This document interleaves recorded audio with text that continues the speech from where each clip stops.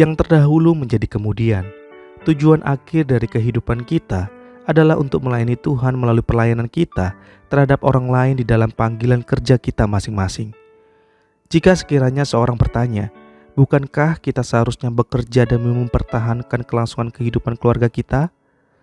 Saya berkata, itu memang sudah menjadi kewajiban kita, tetapi itu bukanlah lingkup dan tujuan akhir dari kehidupan kita.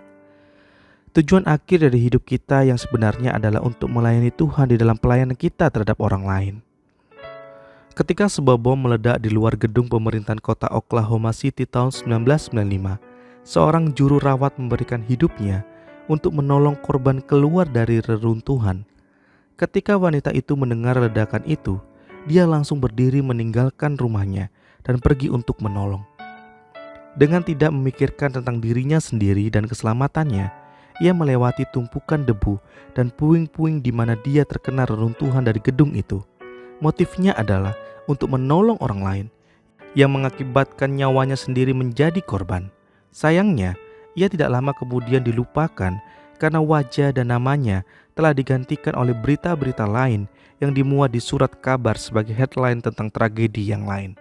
Tetapi ia melakukan apa yang Yesus lakukan, yang menjadi hamba untuk orang lain. Yesus memakai seorang anak kecil untuk menunjukkan kepada murid-muridnya apa yang ia maksudkan dengan pelayanan.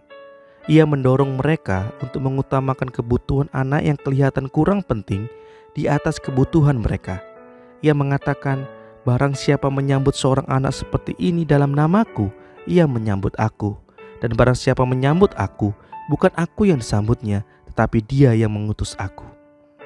Yesus memandang bahwa waktu di bumi sangat terbatas. Itulah sebabnya ia menegaskan kita harus mengerjakan pekerjaan Bapa. Selama masih siang akan datang malam di mana tidak ada seorang pun yang dapat bekerja. Yesus meminta kita untuk melayani. Itu tidak menyenangkan dan kadang-kadang beresiko. Itu mungkin berlawanan dengan apa yang kebudayaan kita anggap penting.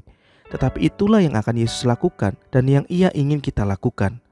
Kiranya Tuhan menolong kita untuk bisa melayani bukan untuk dilayani, sehingga kita bisa menjadi seorang hamba bagi orang lain di sisa kehidupan kita.